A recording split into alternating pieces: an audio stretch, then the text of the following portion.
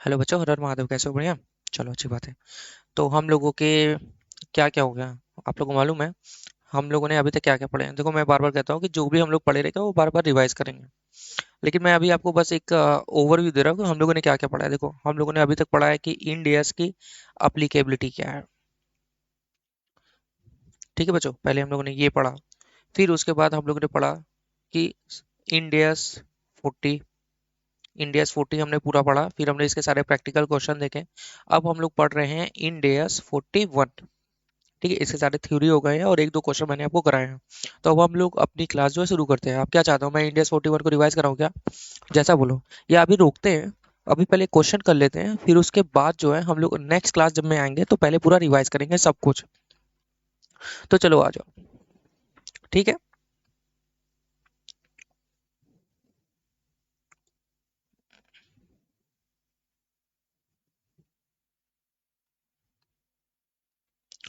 देखो, अभी सबसे पहले हम लोग एग्रीकल्चर एक्टिविटी के बारे में पढ़ रहे थे कि बच्चों पहले आपको पहचानना पड़ेगा कि ये एग्रीकल्चर एक्टिविटी है या नहीं है।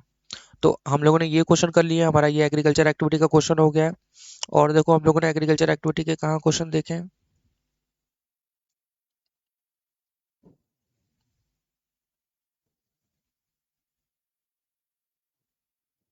हाँ देखो, ये क्वेश्चन भी हम लोगों ने देख लिए हैं। ये क्वेश्चन हम लोग का हो गया है बच्चों। ठीक है, ये क्वेश्चन है क्वेश्चन नंबर 6। आज ही हम लोग अपना शुरू करते हैं। तो देखो, एग्रीकल्चर एक्टिविटी पे क्वेश्चन है ये बच्चों, क्वेश्चन नंबर 6। देखो इसमें क्या कह रहा है। इसमें कह रहा है कि sir, ABC Limited is in the business of manufacturing an apple beverage and require large quantity of apple to manufacture such beverage। मतलब क्या हुआ, ये क्या करती है, ये सेब से बने हुए कुछ चीजें ये बेचती है, उसको मैन्युफैक्चर एप्पल से बनाती है, फिर उसको बेचती है। एप्पल से क्या क्या बनता है आपको तो मालूम ही है। एप्पी फीज वगैरह और भी बहुत सारी चीजें हैं जो तो बनती हैं। तो वो क्या करते हैं, वो उस एप्पल से ही सारी चीजें बनाती है। ठीक है। सर, यहाँ पे खेती वाला शब्द हमें नहीं दिख रहा है, मुझे भी नहीं दिख रहा है यार। देखते हैं क्या होता है। In order to satisfy its requirement of apple, मतलब इसको अपने एप्पल्स की जरूरत के लिए it enter into, sorry, it enter into 3 year lease contract with the owner of the apple orchard, या ऑर्कर्ड जो भी आप लोग बोलते हैं। तो इसने एप्पल ऑर्कर्ड से 3 साल का एग्रीमेंट किया, मतलब वहां पे पूरा जो है इसका वो होगा, वो क्या कहते हैं उसको, बगीचे से, एप्पल के बगीचे वाले से इसने 3 साल का उसने लीज कराया। और फिर lease contract are mainly of two types. जो लीज कॉन्ट्रैक्ट है वो दो दो टाइप का है। अब देखते हैं कि क्या कह रहा है। एक कॉन्ट्रैक्ट वन है, एक कॉन्ट्रैक्ट टू है। कॉन्ट्रैक्ट वन में क्या होता है, the owner of the apple orchard, that is the lessor, वो लेजर ही होगा, raises the apple tree to produce apples. मतलब ये क्या कह रहा है कि इसमें जो, मतलब एक तरीके से माली, मतलब जो लेजर है वो खुद जो है ट्री उगाएगा, मतलब वो ग्रोथ पूरा वही करेगा, खेती बाड़ी जो उसको करना है वो खुद करेगा। एबीसी लिमिटेड, एबीसी लिमिटेड कौन है? जो सर वो कंपनी है। ये जो कंपनी थी एबीसी लिमिटेड, उसके बारे में बोल रही है ये क्या कह रही है कि जो कि क्या है, यहाँ लेजी है, make a fix annual payment, हर साल कुछ कुछ पैसा उसको देगी किराए की तरह, to the owner of the apple orchard who is required to cultivate the produce as per the specification of ABC Limited। मतलब ABC Limited को जैसी एप्पल चाहिए वैसा स्पेसिफिकेशन उसको बताएगी, और ये ऑर्किड का जो ओनर है, जो कि लेजर है, वो वैसा ही उसका ग्रोथ करेगा। मतलब इनके डायरेक्शन पे काम हो रहा है। ठीक है। ABC Limited harvest the Apple itself for fulfilling it's requirement of apples. अच्छा, यहाँ पे ये बोल रहा है कि ये केवल क्या करेगा, हार्वेस्ट करेगा। ग्रोथ तो वो कर रहा है एप्पल का, मतलब ऑर्किड वाला। और यहाँ पे क्या कर रहा है, ये बस हार्वेस्ट कर रहा है। ठीक है। क्वेश्चन क्या पूछ रहा है, क्वेश्चन पूछ रहा है कि sir, explain whether ABC Limited is engaged into agriculture activity as per India's 41 in both of the cases। मतलब इसमें और इनके पहला केस में और दूसरा केसेस में क्या वो एग्रीकल्चर एक्टिविटी कर रहा है? एग्रीकल्चर एक्टिविटी के लिए मैंने आपको क्या बताया था? मैंने आपको बताया था सर आप याद करिए, मैंने आपको बताया था आपका क्या होना चाहिए, बायोलॉजिकल ट्रांसफॉर्मेशन होना चाहिए।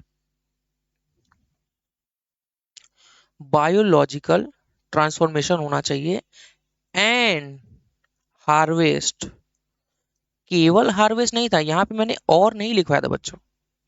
यहाँ पे क्या होना चाहिए, आपका बायोलॉजिकल ट्रांसफॉर्मेशन होना चाहिए। आप कुछ तो उसमें कर रहे हो यार, generation, procreation, development, growth, production, कुछ भी तो आप नहीं कर रहे हो। आप बस क्या कर रहे हो, ओनली हार्वेस्ट कर रहे हो। ग्रोथ सर, पूरी जो बायोलॉजिकल ट्रांसफॉर्मेशन है वो इसमें कौन कर रहा है, एप्पल का ऑर्किड कर रहा है। तो सर मेयर आपका harvesting is not agriculture activity. Sir आप कहाँ से कुछ कर रहे हो, खेती से, खेती का नाम भी नहीं, आप बस क्या कर रहे हो, कटाई कर रहे हो। आप समझ रहे हो मेरी बात।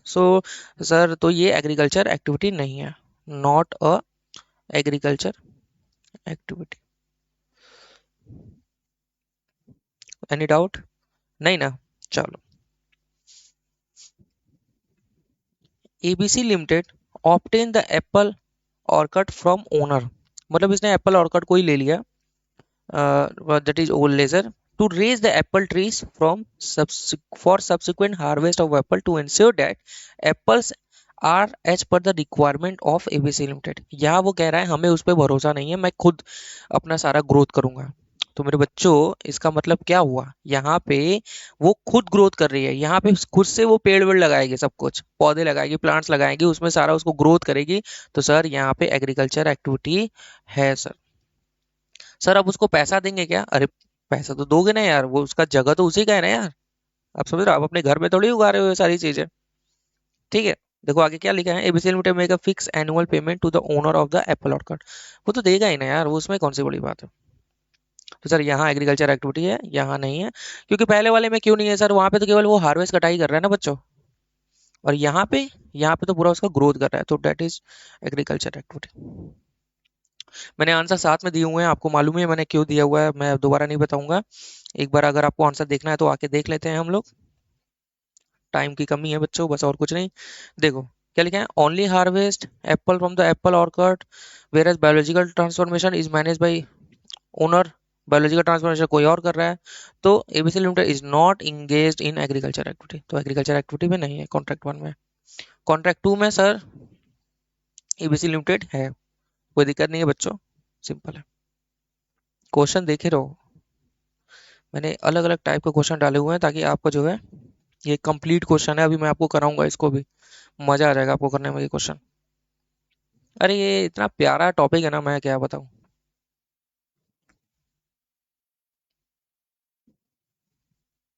हाँ देखो, ये एग्रीकल्चर एक्टिविटी पे ये भी एक 10वां क्वेश्चन है।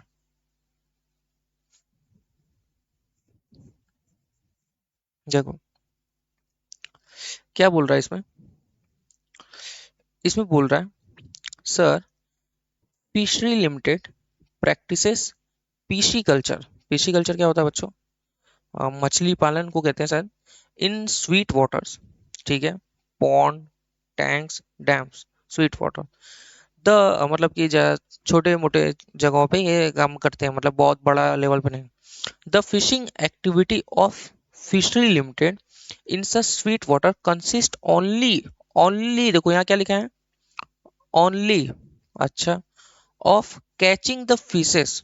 अच्छा ये क्या करती है सर, ये केवल मछली को पकड़ती है।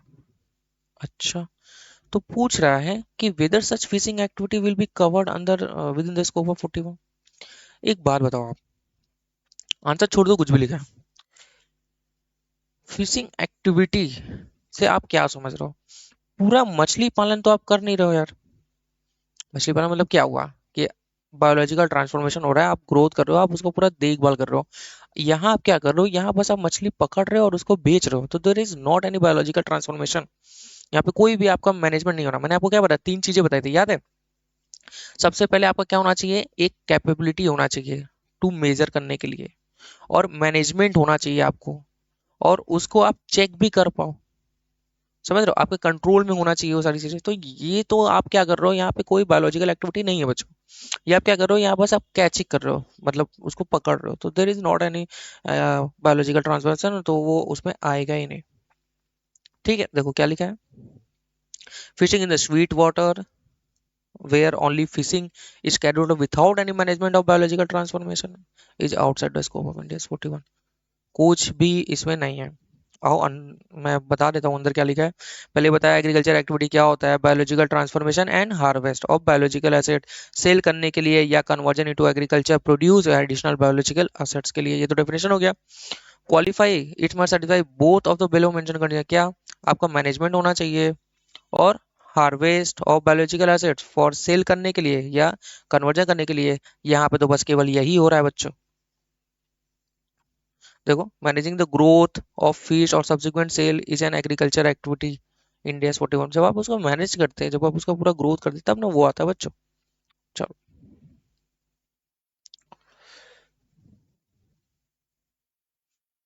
ठीक है, तो अब आपका ये क्वेश्चन हो गया, मतलब एग्रीकल्चर एक्टिविटी अब आपको समझ में आ गई।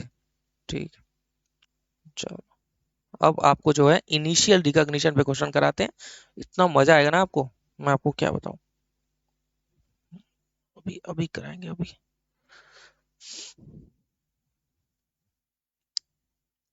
जस्ट अ सेकेंड बच्चों।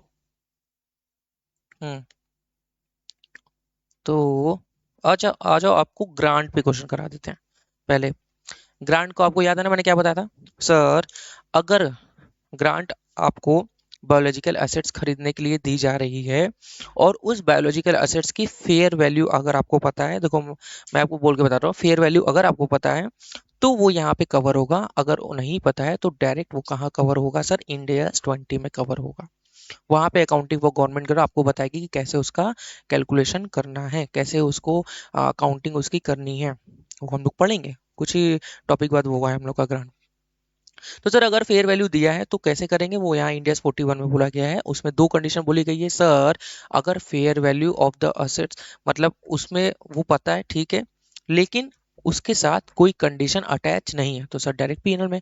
अगर कंडीशन अटैच है तो sir according after fulfilling of condition, मतलब यहाँ पे ये था सर आपको बारी बारी नहीं करना है, मतलब आधी कंडीशन हो गई तो आपको कर लो, नहीं मैंने बोला था मेट हो जानी चाहिए, जब तक आपकी कंडीशन मेट नहीं हो जाती तब तक आप उसको नहीं भी नहीं रिकॉग्नाइज नहीं करेंगे। ठीक है, तो चलो आ जाओ। सॉरी, देखो क्या बोल रहा है ये सर, ग्रांट पे क्वेश्चन है ये, बोल रहा है Sun limited cultivated a huge plot of land, मतलब इसने जो है अब एक बहुत बड़े प्लॉट ऑफ लैंड को इसने क्या किया, जोता, मतलब उसको पूरा उपजाऊ बनाया जो भी। The government offer a grant of ₹10 crore under the condition that land is being cultivated for 5 year. वो बोल रहे हैं अभी 5 साल और आपको जो है कल्टीवेट करना है, आपको उसको जोतना है। ठीक है, ठीक है। If the land will be cultivated for a shorter period the entity is required to return the entire grant.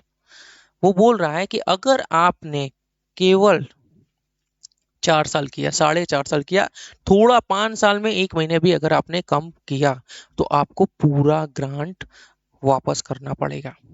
तो अब आप एक बार बताओ सर, यहाँ पे हमें सबसे पहला दो कंडीशन था सर, हमें फेयर वैल्यू पता है या नहीं पता है। सर यहाँ पे तो हमें ऐसा लग नहीं रहा है कि सर लैंड की फेयर वैल्यू पता है, तो हमें एज्यूम चल दोनों आंसर, देखो जहां आपको कंफ्यूजन रहे आप दोनों अल्टरनेटिव मान के चलो, आप दोनों आंसर दो। कुछ कुछ बच्चे क्या करते हैं, आंसर एक ही अल्टरनेटिव से दे देते हैं और नीचे लिख देते हैं कि एज पर हमने यहाँ पे ये माना है, ये आंसर होना चाहिए। नहीं, आपको दोनों आंसर देना है, अल्टरनेटिव 1 और अल्टरनेटिव 2। तो देखो, अगर आपकी फेयर वैल्यू नहीं पता है तो सर यहाँ पे इसका डील नहीं होगा इंडिया 41 में। ठीक है, यहाँ पे डील नहीं होगा, और कहाँ पे डील होगा सर, इंडिया 20 उसको डील करेगी। अगर इसकी फेयर वैल्यू पता है तो सर वैल्यूएशन कैसे होगा, तो सर अगर इसकी फेयर वैल्यू पता है तो मैंने आपको क्या बताया था कि कंडीशन अगर है तो कंडीशन आपकी मेट हो जानी चाहिए तभी जाके होएगा। तो यहाँ पे तो बोल रहा है कि सर कंडीशन तो है सर, तो कंडीशन मेट हो जाएगी तभी, यानी आफ्टर फुलफिलिंग ऑफ कंडीशन आप जो है इसको कहाँ पीएनएल में ट्रांसफर कर सकते हो। ठीक है बच्चों, यहाँ हम ऐसा, कुछ बच्चों के दिमाग में ऐसा आ रहा होगा सर ये 5 साल के लिए बोल रहा है तो क्या हम प्रोपोर्शनेट करके 5 साल से भाग नहीं कर सकते, डिवाइड नहीं कर सकते हम लोग। हम 5 से डिवाइड कर दे, कितना 10 करोड़ मिल रहा है, 5 साल से डिवाइड कर दे, हर साल 2-2 करोड़ हम राइट ऑफ कर दें। बच्चों देखो, ये तब करते हैं ना जब ऐसा होता कि सर आपको पूरा ग्रांट वापस नहीं करना है। मतलब आप जो 2 साल आपने अब उसको कल्टीवेट किया हुआ है, आपने उसको जोता हुआ खेत तो मतलब अच्छे से किया हुआ है, तो 2 साल का आप रख सकते हो। लेकिन यहाँ पे क्या बोल रहा है, आपको इंटायर ग्रांट वापस करना है। तो इसलिए बच्चों ऐसा नहीं कर सकते। अगर इसमें ये कंडीशन होता कि जितना आपने रखा है, जितना आपने किया है, उतना ग्रांट आप उतने साल का कर सकते हो प्रोपोर्शनेट करके। तो देखो आंसर क्या लिया, तब आप जितना हुआ है उतना पीनर में डाल दोगे हर साल प्रोपोर्शनेट करके, बाकी आप जो है डिवर्स कर दोगे, मतलब रिटर्न कर दोगे। तो देखो क्या लिखा है, समझ गए ना आप? चलो देखो क्या लिखा है, जहां आपको सॉल्व कराना रहेगा मैं प्रॉपर सॉल्व कराऊंगा बच्चों। ये तो ऐसे मजे मजे क्वेश्चन है, ये सब क्वेश्चन भी आते हैं। देखो, the government grant will be recognise, देखो यार एएस है, ठीक है, इंड एएस एएस, ये प्रोविजन बेस्ड है, जितना आपका प्रोविजन अच्छा होगा ना उतना आपका मार्क्स अच्छे आएंगे। चलो, the government grant will be recognise as income only after 5 year of cultivation, 5 साल के बाद ही करेंगे सर, उससे पहले नहीं। क्या बोला है, the situation would be different if the returning obligation refer to the year of not cultivating the land is with respect to retention of the grant for the period till which the entity has cultivated the land. ये क्या बोल रहा है कि अगर retention का ऐसा एक कंडीशन उसके साथ ये भी रहता, रिटर्निंग ऑब्लिगेशन का जो कंडीशन है उसके साथ ये भी रहता कि भाई आपने जितना किया है जितने साल तक आप उतना प्रोपोर्शनेट करके रख सकते हो, तो हम लोग उसको हर साल 2-2 करोड़ रुपए प्रोपोर्शनेट करके हम उसको क्या करते, चार्ज करते। लेकिन यहाँ पे ऐसा नहीं है। तो आप जो है ये इसमें जो दो आंसर में दो सिचुएशन दिया है, ऐसा करने की जरूरत नहीं है, आप बस ये दो बना के कर सकते हो। ठीक है बच्चों, चलो, तो ये हो गया बच्चों, ये ग्रांट का क्वेश्चन हो गया, इनिशियल हो गया। अब आ जाओ, और ग्रांट के क्वेश्चन कहाँ है कहाँ है, ये तो हम लोग का हो ही गया है, ये भी हो गया। ये कौन सा क्वेश्चन, अच्छा इनिशियल सब्सिक्वेंट। एक क्वेश्चन मैं कराऊंगा ना इनिशियल और सब्सिक्वेंट का, आपको इतना मजा आएगा, कहेंगे सर वाह, कोई क्वेश्चन मिला तो ये मिला, मतलब ये नहीं जो कराऊंगा वो। अब देखो ये भी गवर्नमेंट ग्रांट पे क्वेश्चन है, सर गवर्नमेंट ग्रांट, ठीक है बच्चों, आ जाओ देखते हैं क्या कहता है। बोल रहा है, सर बोल रहा है कि agro food limited run a poultry farm business. अच्छा, ये पोल्ट्री फार्म बिजनेस चलाती है, ठीक है। It has receive a government grant from the government for setting up a new poultry unit in a backward area. वो बोल रहा है कि आप किसी जो है कोई बैकवर्ड एरिया है वहां पे अगर आप जो है पोल्ट्री यूनिट आप करिए, उसके लिए हम आपको कोई यूनिट वहां पे स्टेब्लिश करिए और हम आपको गवर्नमेंट ग्रांट देंगे। ठीक है, ग्रांट देंगे आपको, गवर्नमेंट कहती है, मतलब ग्राउंड ग्रांट इसको मिला है यहाँ पे करने के लिए। अभी क्या बोल रहा है, agro food limited use the amount of government grant to buy the first batch of broiler birds or incubator etc। Sir इसने क्या किया, first batch of broiler birds खरीदा, और क्या खरीदा, इनक्यूबेटर खरीदा, कुछ मशीन होती है ये। अब आ जाओ पहले आपको ब्रॉयलर बर्ड्स दिखाते हैं कि सर ब्रॉयलर बर्ड्स होता क्या है। आ जी, सर ब्रॉयलर ब्रॉयलर बर्ड्स कुछ बच्चों को मालूम होगा लेकिन ऐसे दिखा दूंगा। तो इसने ये खरीदे, ये है सर आपकी ब्रॉयलर बर्ड्स, चूजे इसने खरीदा आगे की पीढ़ी बढ़ाने के लिए, ठीक है। तो ये इसने खरीदा, ठीक है। और इसने कुछ इनक्यूबेटर खरीदे, इनक्यूबेटर भी आओ आपको मैं दिखा देता हूँ कि इसने इनक्यूबेटर क्या होता है बच्चों, इनक्यूबेटर,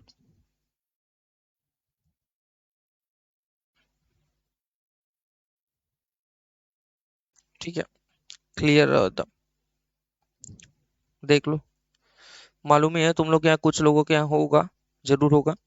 तो ये सब अंडे वंडे रखने के लिए यहाँ पे, मतलब ये क्या होता है ना, उसको जैसे कि सेफ रहता है और ऐसे उससे आगे की जो प्रोसेस होती है वो इजीली होती है इससे, तो वही इसने खरीदा हुआ है। ठीक है बच्चों।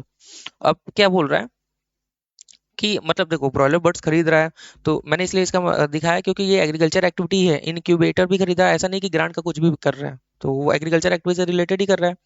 अब क्या बोल रहा है, the broiler birds are measured at fair value less cost to sell. अच्छा, ये देखो ये किसके बारे में कह रहा है। ऐसा ही वैल्यूएशन तो हम लोग एएस मतलब इंड एएस 41 में हमारा यही कहता है कि अगर आपको जो है आपका बायोलॉजिकल असेट्स का वैल्यूएशन करना है तो वो कैसे करना है, वो fair value less cost to sell ही करना है, तो ये वैसे ही कर रहा है। यानी वो मेजर किस पे हो रहा है, फेयर वैल्यू पे हो रहा है। देखो आपको ये इनडायरेक्टली क्या कहना चाह रहा है कि सर हमारी फेयर वैल्यू दी हुई है। हमारी कंडीशन क्या थी, हमारी कर, हमारा ये था ना कि अगर सर आपकी जो है दो कंडीशन थी ना, अगर आपका गवर्नमेंट ग्रांट में कंडीशन है कंडीशन नहीं है, तो सर यहाँ पे एक तो इसने क्या खरीदा, एक ब्रॉयलर बर्ड्स खरीदा है, ठीक है, और एक वो मशीन खरीदा है इनक्यूबेटर्स। तो इसका जो फेयर वैल्यू दिया हुआ है सर, तो अगर इसका फेयर वैल्यू दिया हुआ है तो सर हमारी आती है क्या कोई कंडीशन है या नहीं है। तो फिर हम देखेंगे सर कंडीशन है इसके रिगार्डिंग, और देख लेते हैं वो भी क्या बोल रहा है सर।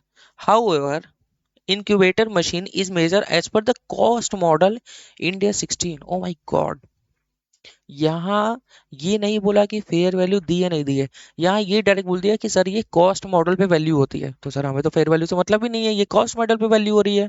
तो यानी हमें ले दे के फेयर वैल्यू नहीं पता है।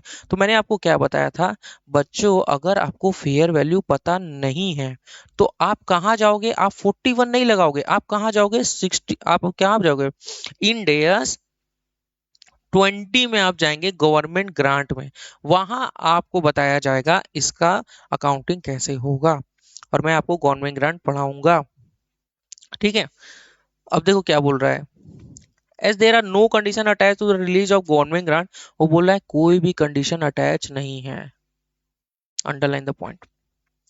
Grant pertaining to the purchase of poultry birds. अच्छा वो बोल रहा है ना पोल्ट्री बर्ड्स के रिगार्डिंग आपका कोई कंडीशन नहीं है, मतलब बर्ड्स के रिगार्डिंग आपको जितने भी पैसे मिले हैं, जो बर्ड्स आपने जो मतलब जितना पैसा आपने बर्ड्स के रिगार्डिंग खर्च किया हुआ है वो पूरा आप कहाँ डाल सकते हो, पीएनएल में ग्रांट का पैसा डाल सकते हैं। फिर क्या बोल रहा है, as regard investment in incubator and other related plant and machinery item the grant contain government grant contain a condition that a plant and machinery and item should be used for minimum period of 3 year। मैं बहुत जल्दी जल्दी बोल रहा हूँ क्या। हाँ sir. अच्छा ठीक है धीमे बोलता हूँ। आपके सॉफ्टवेयर में ना वो ऐसा, अगर आप यूट्यूब पे भी देख रहे हो या आप सॉफ्टवेयर में मेरे देख रहे हो, तो सॉफ्टवेयर में एक ऑप्शन होता है मुझे स्लो कर लो। मैं बहुत धीमे धीमे फिर बोलूंगा, चलेगा। अरे नहीं करो, मैं नॉर्मल स्पीड में, तुम मुझे बढ़ा के भी देख सकते हो। तो चलो आप देखो क्या लिखा है कि यह बोल रहा है कि मिनिमम आपको 3 साल तक सर जो है उसको क्या करना है, यूज करना है। ठीक है, मतलब आपको 3 साल से पहले ही उसको बेचना नहीं है। The useful life of the incubator machine has also been determined to be 3 year. उसकी लाइफ भी 3 साल ही बोल रही है। ठीक है, in according with the management estimate of the time period over which the economic benefit embedded in the incubator machine shall be consumed। मतलब वो बोल रहा है 3 साल ऐसे ही लाइफ नहीं, ऐसे ही नहीं डिसाइड किया। वो बोल रहा है हमारा जो मैनेजमेंट का जो तरीका है वो ये था कि 3 साल ही उससे हमारी को है क्या होगी, इकोनॉमिक बेनिफिट होगी। Advice accounting government grant prescribe India 41 and India 20 for government grant and disclosure of government grant. अब एक बार बताइए, पहला तो हो गया कि सर आपको पीनल में, क्योंकि सर कंडीशन है ही नहीं। दूसरा सर, तो आपको मैं जब इंडेक्स 20 पढ़ाऊंगा बच्चों, तो मैं वहां पे आपको बताऊंगा कि अगर आपको गवर्नमेंट ग्रांट रिगार्डिंग बहुत सारी चीजों के लिए मिलती है, आपने वो पढ़ा होगा AS 12 पढ़ा होगा, तो वहां भी मैंने आपको बताया था कि मतलब मैंने क्या, जब आपने जिससे भी पढ़ा होगा वो भी आपको बताऊंगा, या अगर आपने मुझसे पढ़ा हुआ है इंटर में AS, तो आपको मैंने बताया है और आपको मालूम है कि सर अगर आप फिक्स एसेट परचेस करने के लिए ग्रांट मिला है तो इसका दो कंडीशन होता है। पहला कंडीशन, आप जो है उसको उससे माइनस कर लो, उसको किसके सर, सर मशीन की वैल्यू से माइनस कर दो, जिसको हम लोग कहते हैं नेट मेथड। दूसरा मेथड है डिफर्ड अकाउंटिंग मेथड। आप क्या करो, उसके लिए एक डिफर्ड अकाउंट खोल लो गवर्नमेंट ग्रांट का, और मशीन के यूजफुल लाइफ की तरह उसको आप उसको प्रोपोर्शनेट करके पीएनएल में डालते रहिए। और नेट मेथड एक ऐसा मेथड होता है जिसमें आप पहले ही माइनस कर लीजिए मशीन की वैल्यू में से। समझ गए, ये दो मेथड है। क्लियरली हो जाएगा जब आप, अभी मैं जो बोल रहा हूँ ना, हो सकता है आपको थोड़ा बहुत समझ में आ रहा हो क्योंकि इंटर आपको बहुत अच्छा हो, लेकिन जब आपको मैं इंडिया 20 पढ़ाऊंगा ना एकदम पानी हो जाएगा ये। ठीक है, तो दो तरीके से आप इंडिया 20 में मशीन को कर सकते हो। तो देखो क्या बोल रहा है बच्चों, आ जाओ। हम्म, देखो क्या बोल रहा है सर।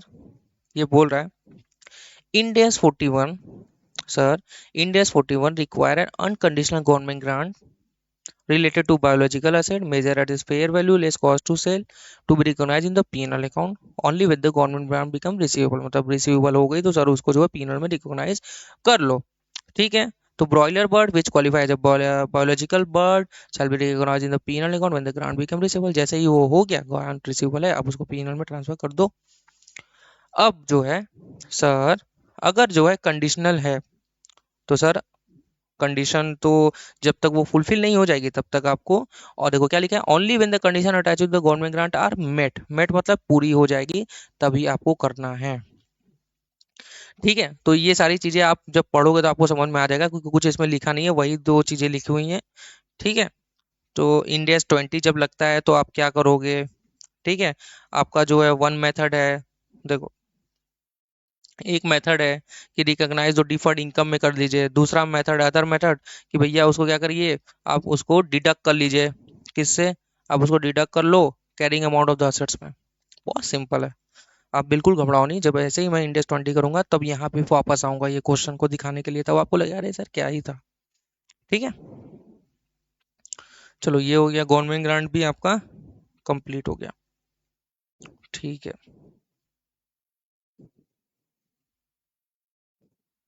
अब सर आपको मेरे ख्याल से इनिशियल रिकॉग्निशन वाले क्वेश्चन कराने चाहिए। आओ एक फेयर वैल्यू का क्वेश्चन करा देता हूँ। फेयर वैल्यू का एक सबसे लास्ट में क्वेश्चन है, वो करा दूंगा ना, तो ऐसे फिर बस इनिशियल रिकॉग्निशन वाले क्वेश्चन ही रह जाएंगे। या चलो आ जाओ, पहले हम लोग कर लेते हैं इनिशियल, या आ जाओ मैं इसको करा ही देता हूँ बच्चों, क्या ही इसको छोड़ो, सब तो हो ही गया है। एक दो क्वेश्चन आपको होमवर्क भी दे दिया जाता है।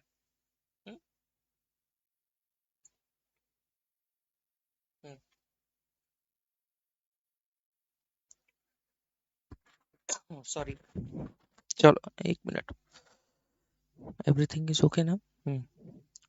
देखो क्या बोल रहा है, ये फेयर वैल्यू पे क्वेश्चन है कि मैंने आपको बताया था कि अगर जैसे बायोलॉजिकल एसेट्स का वैल्यूएशन किस पे बताया था, मैंने आपको बताया था कि सर ये फेयर वैल्यू पे वैल्यू होगा, fair value less cost to sell पे, इनिशियल से भी और सब्सिक्वेंट से भी। सर अगर फेयर वैल्यू नहीं देती है तो मैंने क्या बताया था, तो अगर फेयर वैल्यू नहीं है सर तो आपको तो पहले इसको डिस्क्लोज करना पड़ेगा, फिर आप कैसे वैल्यू करोगे, कॉस्ट लेस, आपको बता रहा है एक्यूमुलेटेड डिप्रीशिएशन और लेस इम्पेयरमेंट लॉस, ये सब करोगे आप। फिलहाल फेयर वैल्यू अगर दी है तो आप कैसे करोगे, तो आ जाओ मैं बताता हूँ आपको। M Chinna Swamy and brother limited, ये चिन्ना स्वामी से आप लोगों को कुछ याद आया क्या। हम्म? अय्यर वेणुगोपाल अय्यर, मुत्तु स्वामी चिन्ना स्वामी वेणुगोपाल अय्यर। चलो वो सब तो होता रहता है बच्चों। ठीक है, पढ़ लेते हैं हम लोग, मस्ती करिए खुश रहिए, ऐसा जैसे बहुत ज्यादा परेशानी लेके नहीं। ठीक है, वो कहते हैं ना कि एकदम,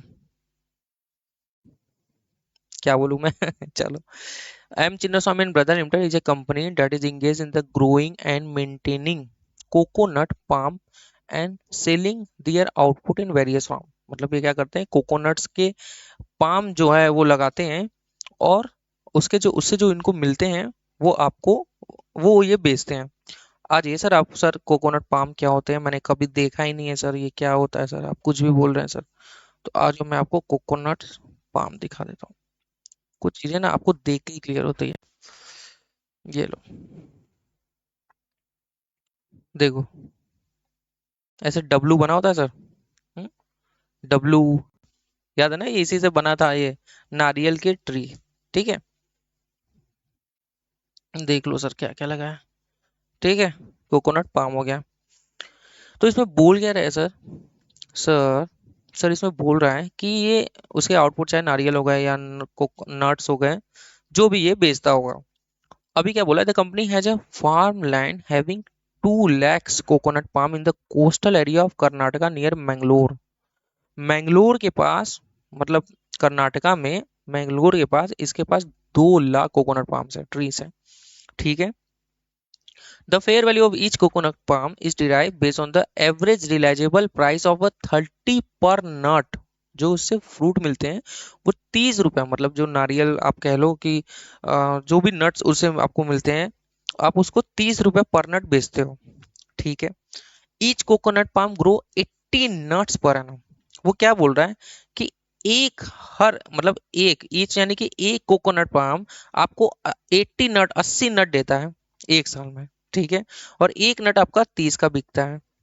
ठीक है, on an average basis. Sorry. अब क्या बोल रहा है, each coconut palm can generate a revenue for as long as 80 years. बोला 80 साल एंड 80 साल तक ये जो है रेवेन्यू जनरेट कर सकते हैं। तो सर क्या हमें इसको 80 से मल्टीप्लाई कर देना चाहिए? बच्चों, आप वो प्रेजेंट वैल्यू वाला मत सोचो, अभी आगे देखो क्या कहता है। बोल रहा है the current palm are only 20 year old. मतलब मेरा कहना क्या हुआ, ये 60 साल रेवेन्यू और जनरेट कर सकता है। अच्छा ठीक है। The management think that considering the risk factor in the business, the value of each palm can be considered as a 5 times its annual revenue. लो भाई साहब, इसने खुद ही बोल दिया, जो इसकी वैल्यूएशन हुई वो रिस्क फैक्टर को देखते हुए वो बोल रहा है कि एनुअल का 5 टाइम। यानी अगर आपको देखा जाए 2 लाख कोकोनट पाम है, ये तो बहुत ही ज्यादा गंदा लग रहा है, थोड़ा सा इसको पतला करते हैं। सर 2 लाख आपकी कोकोनट पाम है, ठीक है। सर आपको एक से कितना मिलेगा? थर्ट ये कितना है, 80 नट्स है, ठीक है। और एक नट कितने का है? 30 मल्टीप्लाई बाय 5 टाइम, ये आपकी क्या हो जाएगी सर? वैल्यू हो जाएगी पूरी 2 लाख की, है ना। चलो अभी जो भी आता है वो आगे क्वेश्चन पढ़ते हैं क्या कहता है। अब क्या बोल रहा है, sir during August 2005 the Ooty hotel association chairman and his team visited the corporate office of the company at Mangalore. मतलब इन्होंने क्या किया, ये पूरा होटल एसोसिएशन है वो वहाँ पे उनके चेयरमैन और उसकी टीम जो है यहाँ पे विजिट किए मैंगलोर पे, जहाँ वो सारे पेड़ वेड़ लगे हैं। द डील वॉज टू, अच्छा यहाँ पे डील कर रहे हैं ये लोग, क्या कर रहे हैं, the deal was to supply tender coconuts to Ooty hotels at an agreed price throughout the year. अच्छा, ये क्या कर रहा है कि पहले से मतलब ऊटी में जितने सारी होटल्स हैं वो उसको क्या करेंगे, कोकोनट सप्लाई करेंगे। ठीक है। The agreement came into effect from 1st September 2005, whereby the company shall reserve 15,000 coconut palm out of 2 lakh coconut palm for OHA। मतलब ऊटी होटल एसोसिएशन के लिए वो 15,000 कोकोनट रखेंगी and will charge a concessional rate of 15 only per nut supply to OHA। ठीक है। मतलब 15 रुपए ही बस लेंगे, जो मार्केट में तो 30 मिल रहे हैं वो 15 में ही लेगी। OHA will in turn supply the tender coconuts to each hotel at the same price।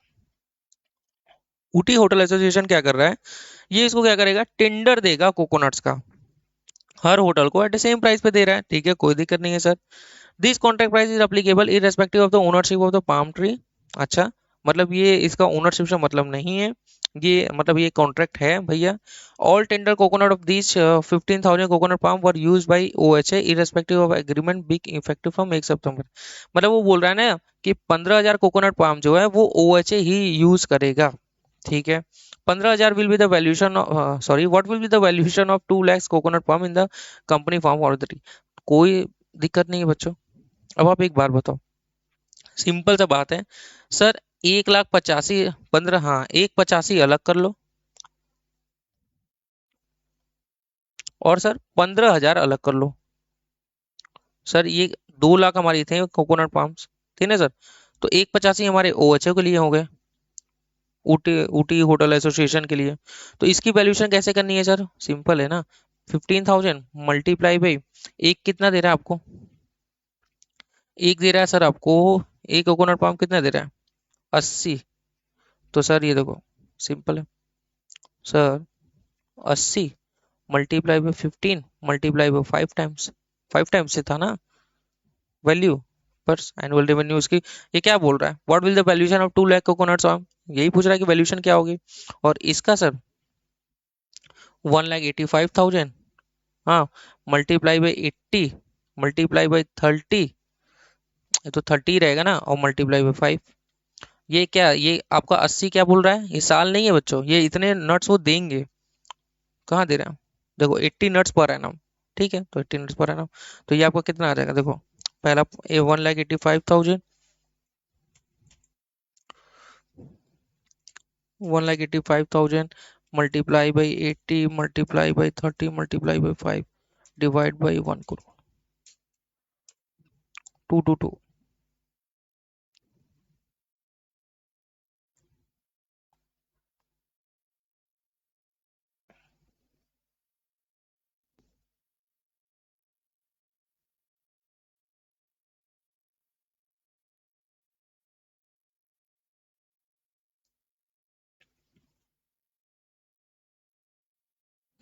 तो ये सर आ गया 222, सही है।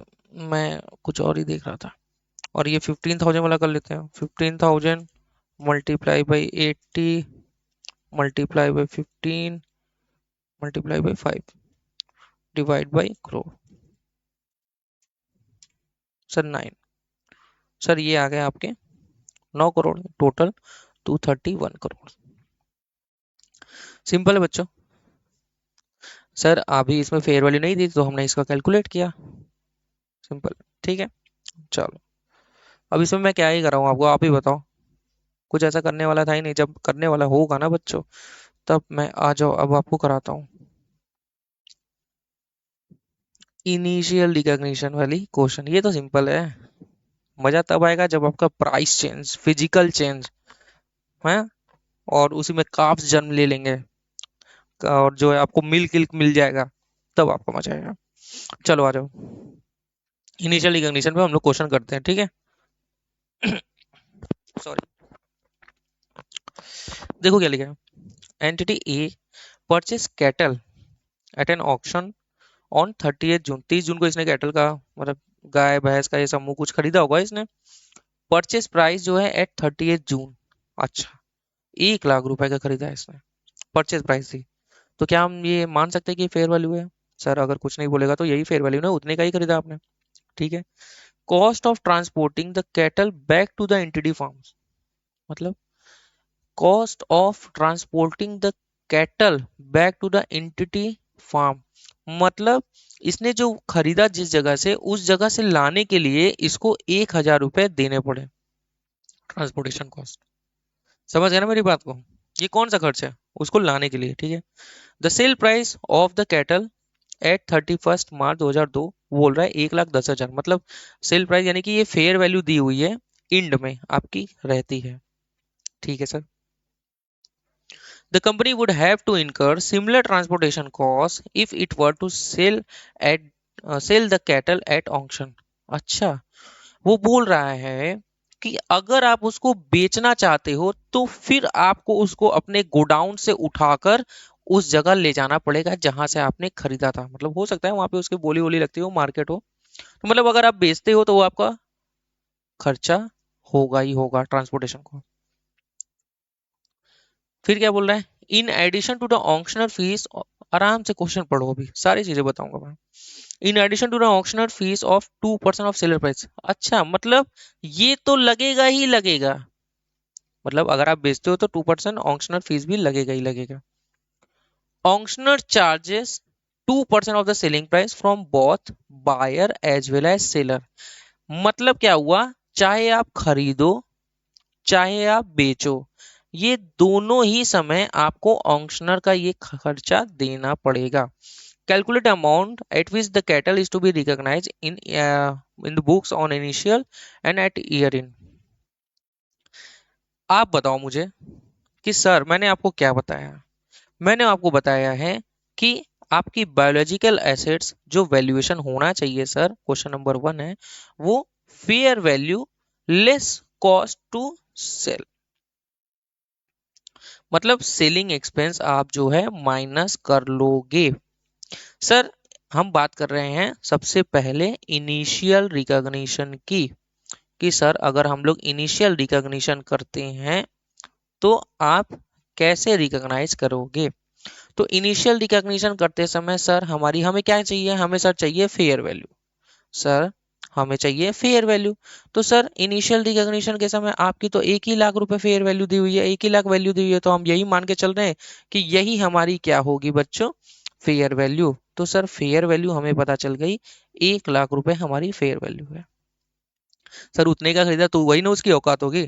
ठीक है, अब हमें देखना है कि सर क्या चाहिए, अब हमें क्या देखना है, सेलिंग एक्सपेंस देखना है।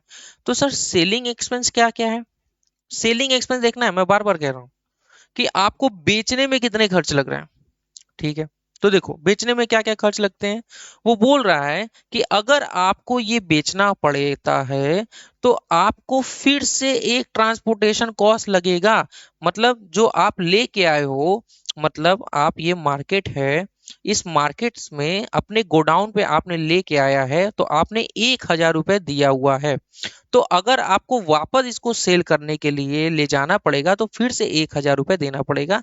यानी आपकी जो सेलिंग एक्सपेंस है बच्चों, सबसे पहले एक्सपेंस हो गई ट्रांसपोर्टेशन कॉस्ट। ठीक है, ट्रांसपोर्टेशन कॉस्ट आपकी 1,000 रुपए लगेगी। मैं इसको पूरा लिख दे रहा हूँ, नहीं तो ट्रांजेक्शन कॉस्ट, ट्रांसफर कॉस्ट, आप लोग क्या क्या पढ़ोगे वो मुझे मालूम है।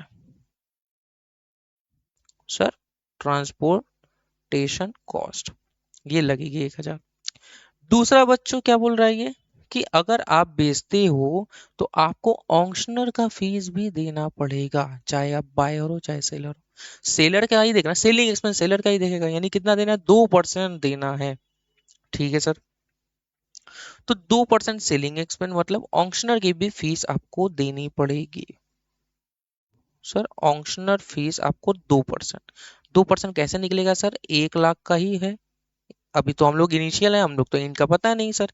1 लाख का 2% सर आपका कितना आ जाएगा, 2,000 रुपये आ जाएगा। तो टोटल सर आपका आ गया 3,000 रुपये, आपका सेलिंग एक्सपेंस आ गया सर। तो सर अगर आपका ये आ गया तो सर आपका इनिशियल रिकॉग्निशन कितने पे होगा बच्चों, इनिशियल रिकॉग्निशन आपका होगा sir fair value less cost to sell, fair value less selling expense.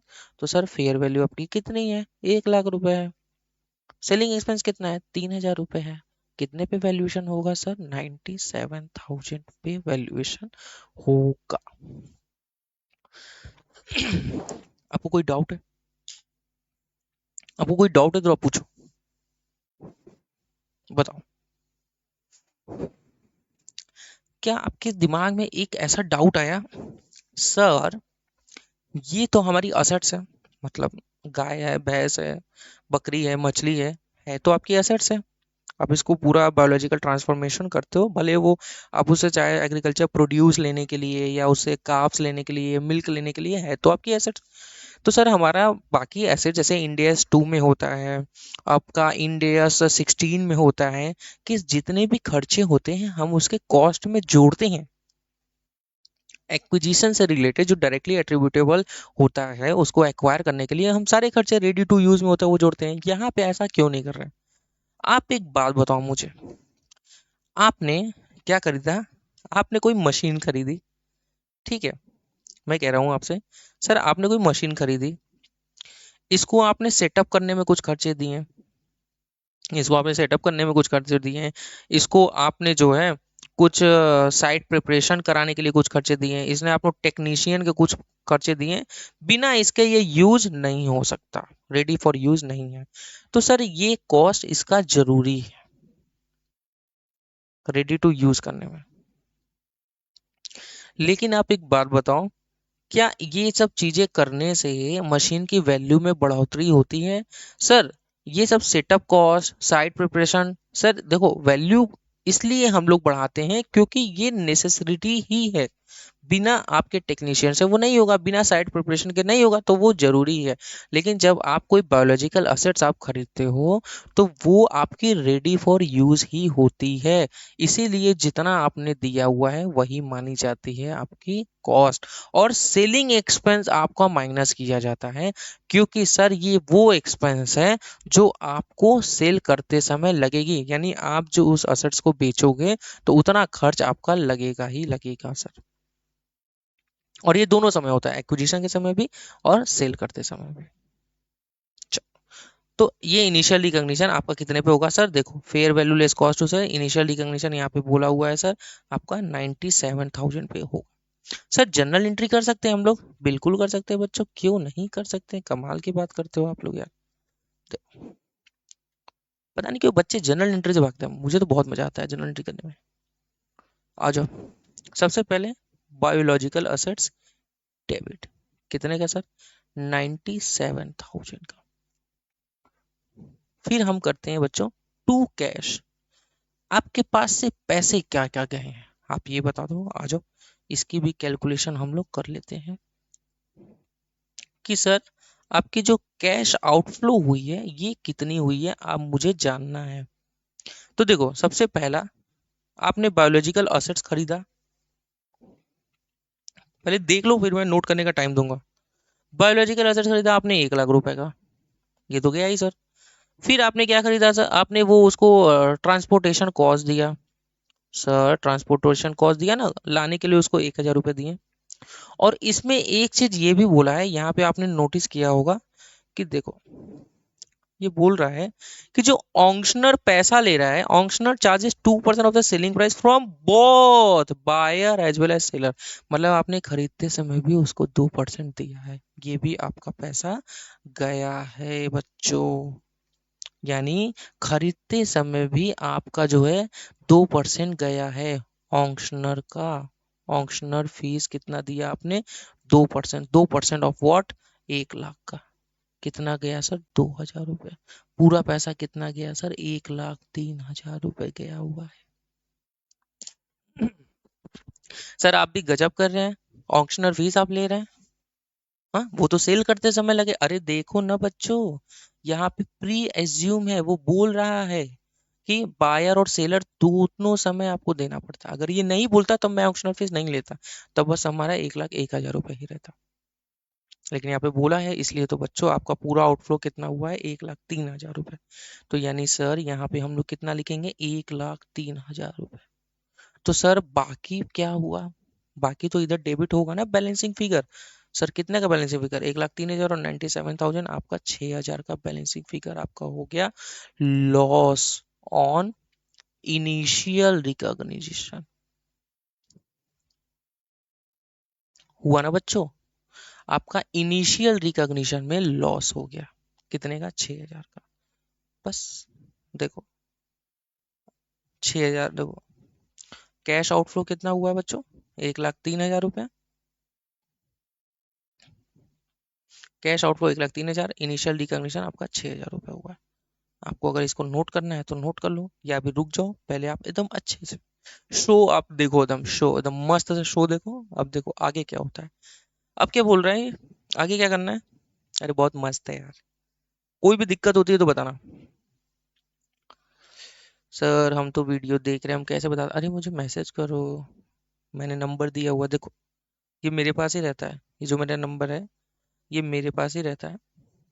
ठीक है, आप मुझे कॉल करिए, कॉल मैं रिसीव कर पाऊँ नहीं कर पाऊँ, आप मुझे बोल दो कि सर डाउट है, मैं ज़रूर आपको कॉल करूँगा। आप मेल करो, व्हाट्सअप करो, टेक्स्ट करो, सबका जवाब दिया जाएगा। ठीक है। अब देखो क्या बोल रहा है, ये इनिशियल के समय हो गया, अब बोल रहा है कैलकुलेट इंड में भी करना है। तो इंड में कितनी वैल्यू है सर? 1,10,000। ठीक है सर, हम इंड में भी वैल्यूएशन करेंगे सर, बिल्कुल करेंगे, क्यों नहीं करेंगे सर। अब आते हैं सर, ठीक है, सब्सिक्वेंट रिकॉग्निशन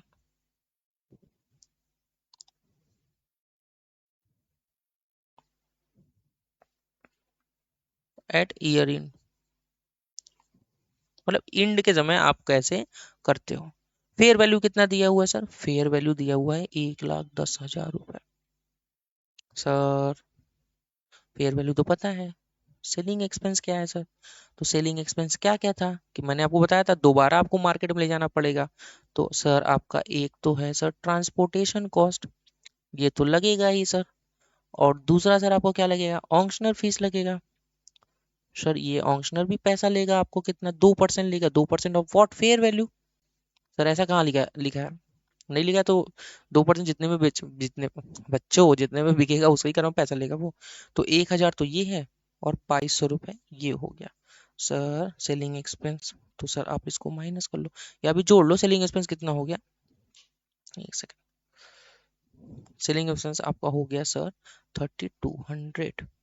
तो सर आपकी जो है आपकी fair value less cost to sell कितनी आ गई sir?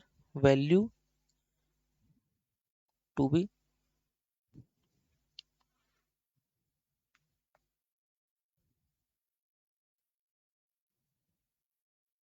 Value at year end कितनी आ गई सर?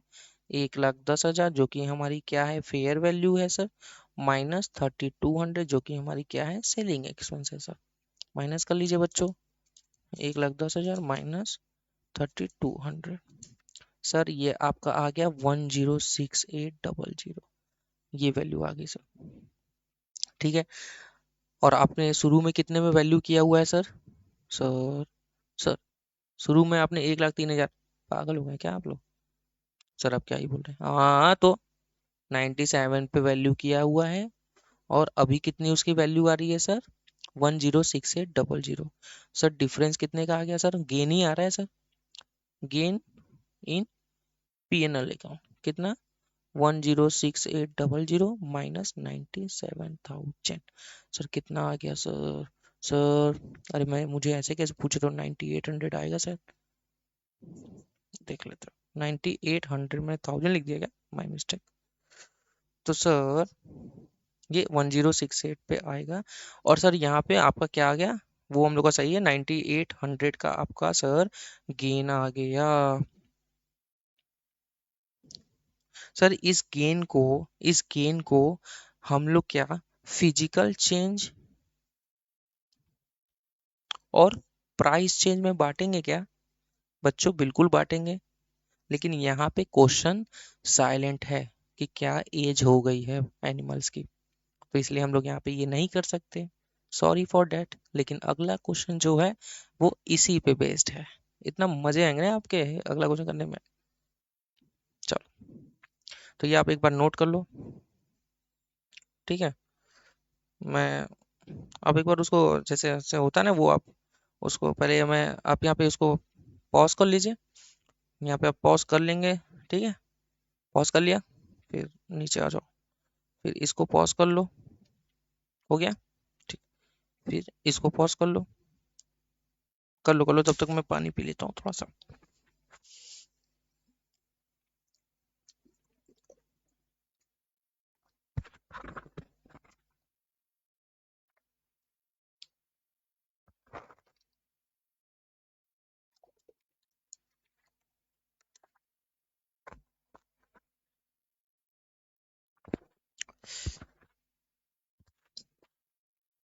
तो हम लोग का ये क्वेश्चन हो गया, ठीक है? चलो, अब आपको मैं कौन सा क्वेश्चन कराऊं? एकदम अच्छा सा कोई क्वेश्चन कराऊं कि आपका जो है तबीयत एकदम जो है प्रसन्न हो जाए, प्रफुल्लित हो जाए। पहले आ जाओ, एक छोटा सा क्वेश्चन करा देता हूँ। हाँ तो भैया मेरे ये है, छोटा क्वेश्चन है। अभी थोड़ा सा वो लेंदी हो गया था, आपको लगा, वैसे वो लेंदी था नहीं, वो बहुत ही सिंपल क्वेश्चन था। Sorry.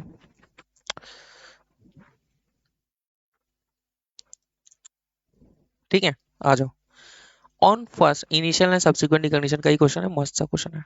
On 1 November 2001, C agro limited purchase 100 goats of special breed from a market for rupees 10 lakh. अच्छा, स्पेशल ब्रीड का इसने क्या किया? बकरियां खरीदी हैं, ठीक है? कितने का? 10 लाख का, विद ट्रांजेक्शन कॉस्ट ऑफ 2%, मतलब 2% इसका ट्रांजेक्शन कॉस्ट लगता है जितने का भी ये खरीदता है, ठीक है? Goat fair value decrease from 10 lakh to 9 lakh as on 31 March 2002। अच्छा अच्छा, ठीक है। इसने कब खरीदा है बच्चों? इसने खरीदा है 1 नवंबर, ये जो है इसने यहाँ पे खरीदा है,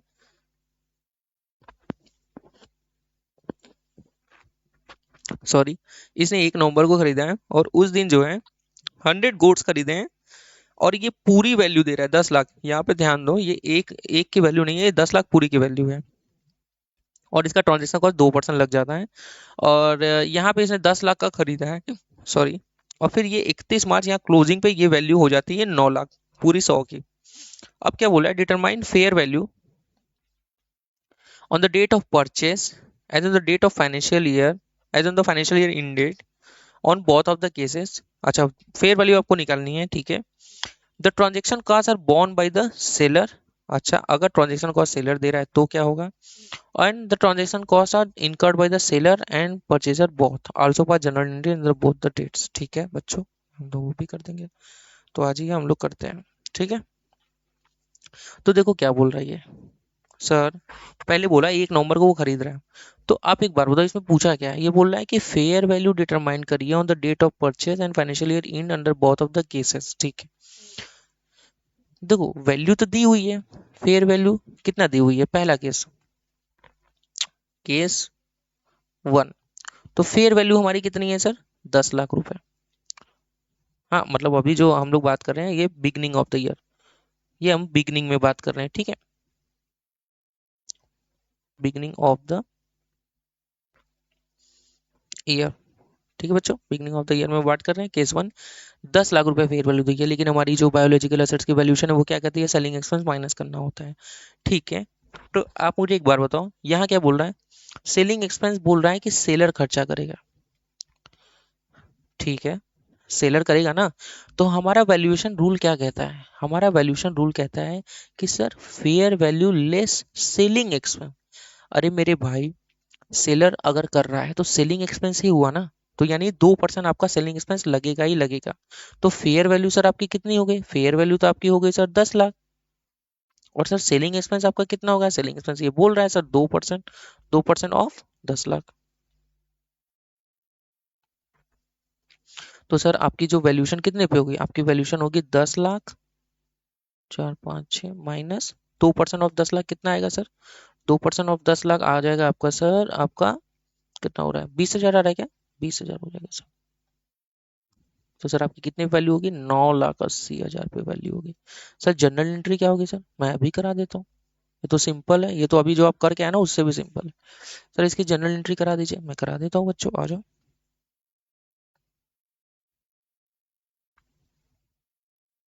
हाँ जनरल एंट्री सर, सबसे पहली बायोलॉजिकल असेट्स आप डेबिट करोगे, कितने पे सर, 9,80,000 पे, यही इसकी वैल्यूशन होगी। आपने खर्च कितना हुआ आपका सर? सर आपका 10 लाख रुपए आपने दिया है, और ये बोल रहा है कि ट्रांजैक्शन कॉस्ट सेलर दे रहा है, तो बायर तो दे नहीं रहा है, तो सर खर्च तो बस 10 लाख ही हुए हैं। बाकी जो डेबिट में आएगा ये बैलेंसिंग फिगर, ये आपका क्या हो जाएगा, लॉस ऑन इनिशियल रिकॉग्निशन। कितना हो जाएगा सर, 20,000 रुपए। खत्म। दूसरा केस, इसमें क्या बोल रहा है कि सेलर और बायर दोनों अगर देते हैं तो, बहुत सिंपल है, क्या हो क्या जाएगा मैं आपको बता रहा हूँ कि देखो, सेलिंग एक्सपेंस तो 2% ही रहेगा, मतलब सेलिंग एक्सपेंस तो एक ही बार होगा ना सेलिंग एक्सपेंस। जो कैश आउटफ्लो होगा शुरू में, उसमें एक एक्सपेंस बढ़ जाएंगे, यही क्या, आपका ट्रांजैक्शन कॉस्ट। तो यहाँ पे जो 1 लाख 10 लाख ही बस आपको देना पड़ रहा है, वो 10 लाख के साथ साथ 2% और देना पड़ेगा, 20,000 रुपए। तो बस क्या हो जाएगा मैं आपको बता रहा हूँ, जनरल एंट्री देखो, कैश आउटफ्लो बस चेंज होगा और कुछ नहीं। सर केस 2, ठीक है, सेलिंग क्या था, ट्रांजैक्शन कॉस्ट या जो भी, ट्रांजैक्शन कॉस्ट लिख देना आप, जो है मैं लिख दे रहा हूँ, चलो, transaction expense borne by buyer as well. अगर बायर भी देता है तो सर क्या होगा, तो सर कैश फ्लो क्या होगा, मैं आपको बस यही बता रहा हूँ, जो कैश फ्लो होगा सर, वो आपका 10 लाख रुपए तो जाएगा ही, प्लस 2% वो भी जाएगा। 2% कितना, 20,000 रुपए, ये आपका ट्रांजेक्शन कॉस्ट। 10,20,000 ये आपका कितना हो जाएगा सर, पूरा कैश फ्लो हो जाएगा 10,20,000। तो सर ये आप समझ रहे हैं ना। सर ये देखो यहाँ पे क्या बोल रहा है, देखो ये बोला है ना कि सर कि ट्रांजैक्शन कॉस्ट अगर बायर भी दे रहा है, परचेजर भी अगर दे रहा है, तो आप क्या वैल्यूएशन करोगे। दोस्तों सर अगर बायर भी दे रहा है तो वो तो उसके पास से जाएगा ना, 10 लाख रुपए उसने दिया हुआ है 100 कोट्स का, और साथ में ये 2% ये भी दे रहा है, तो सर आपका कितना हो जाएगा, 10,20,000 जाएगा। तो सर जो आप जनरल एंट्री करते हो, जनरल एंट्री क्या करते हो सर, जनरल एंट्री आप करते हो ना, बायोलॉजिकल असेट्स आप डेबिट करते हो, हाँ, टू कैश करते हो। तो सर बायोलॉजिकल असेट्स तो हमारी 9,80,000 ही रहेगी, उसमें कोई डाउट नहीं है। क्योंकि सेलिंग एक्सपेंस तो बस 2%, सेल करते समय ही सेलर देगा ना, बस 2%। अब बस कैश आपका गया है 10,20,000 रुपए। अब ये आपका जो है बैलेंसिंग फिगर आ जाएगा, कितना सर आ जाएगा, 9,80,000, ये 40,000 रुपए। ये आपका क्या हो गया, loss on initial recognition. Sir ये बदली क्यों नहीं यहाँ पे, ये आपने इसमें से भी क्यों 20,000 और नहीं घटाया? अरे मेरे भाई, हम लोग क्या माइनस करते हैं तुम ही बताओ, फेयर वैल्यू में से क्या माइनस करते हैं, सेलिंग एक्सपेंस माइनस करते हैं ना। हम लोग क्या माइनस करते हैं, सेलिंग एक्सपेंस। हम लोग बाइंग एक्सपेंस माइनस करते हैं क्या? नहीं ना। तो सेल करते समय तो एक ही बार खर्चे होंगे ना। अब वो बाई करते समय एक बार और दे रहा है, मतलब बाई करते समय भी देना है, सेल करते समय भी देना है। तो सेलिंग एक्सपेंस तो बस यहाँ पे एक ही बार है। अब यहाँ बाइंग एक्सपेंस वो बोल रहा है बायर को भी देना है, तो भैया 20,000 रुपया और, यानी कि 10,20,000 पूरा उसका जाएगा। अभी उसको नहीं देना होता था, अभी बस सेलर सेलिंग के समय देता होता था, तो 10 ही लाख जा रहा था। समझ रहे हैं ना आप? चलो, अब क्या बोल रहा है कि इंड में, अब तो हो गए शुरू में, जस्ट अ सेकंड बच्चों। हम्म, अभी क्या बोल रहा है कि इंड में उसकी वैल्यू कितनी हो गई है, 9 लाख रुपए हो गई है। ये 9 लाख रुपए इंड में उसकी वैल्यू हो गई सर। तो आप कैसे उसको रिकॉर्ड करोगे? कर देते बच्चों, आ जाओ।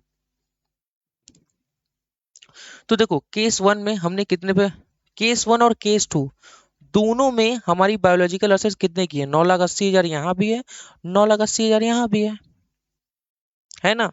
तो सर 9,80,000, 9,80,000 दोनों केस में, sir in both of the cases,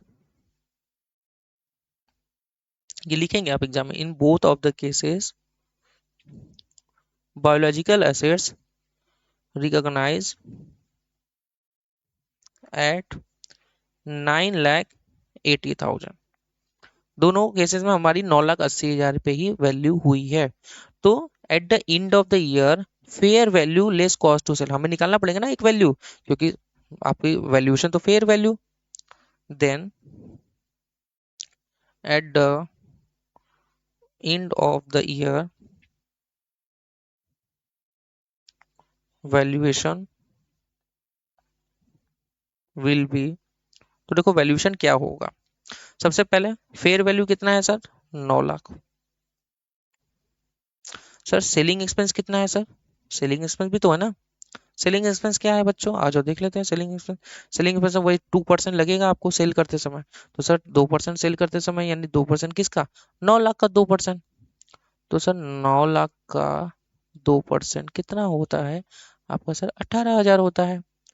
तो सर वैल्यू कितनी हो गई सर, वैल्यू हो गई 9 लाख -18,000। तो सर आपका ये हो गया 8,82,000 रुपए।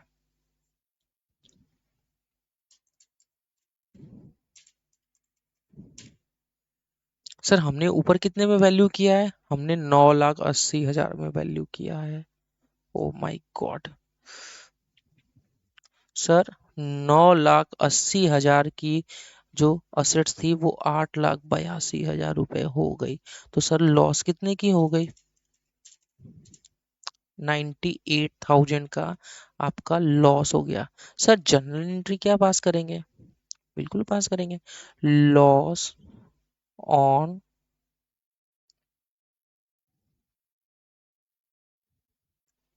Fair value changes in biological assets, कितना सर, लॉस सर 98,000 का लॉस हो गया sir. Sir to biological assets 98,000। Sir इसको पीएनएल में ट्रांसफर करेंगे, बिल्कुल sir, P&L debit to loss on fair value changes 98,000। खत्म, आ जाओ देख लो। ये इसको ट्रांसफर नहीं किया हुआ है, ये आप ट्रांसफर की एंट्री, कोई भी लेजर आप खोलो उसको बंद जरूर करो। ठीक है बच्चों, ये देखो 10,20,000, यहाँ 40,000, हम लोग का भी 40,000 था ना। हम्म, हाँ हम लोग का भी 40,000 था, सही है, मजे है। तो देखो आपके कौन कौन से क्वेश्चन हो गए, सर आप कितने क्वेश्चन कराएंगे? आज तो मैं छोड़ूंगा नहीं तुम लोग को। तो ये हो गया, ये हो गया, बहुत सारे क्वेश्चन हुए हैं आज हम लोग के। अब बस इनिशियल रिकॉग्निशन वाले ये सब क्वेश्चन कराने, इनिशियल और सब्सिक्वेंट, बहुत मस्त क्वेश्चन है बच्चों। एक सेकंड मैं देख ले रहा हूँ रिकॉर्डिंग हो रही है या नहीं हो रही है, क्योंकि बहुत दिक्कत हो जाती है बच्चों। हेलो, रिकॉर्डिंग तो हो रही है। चलो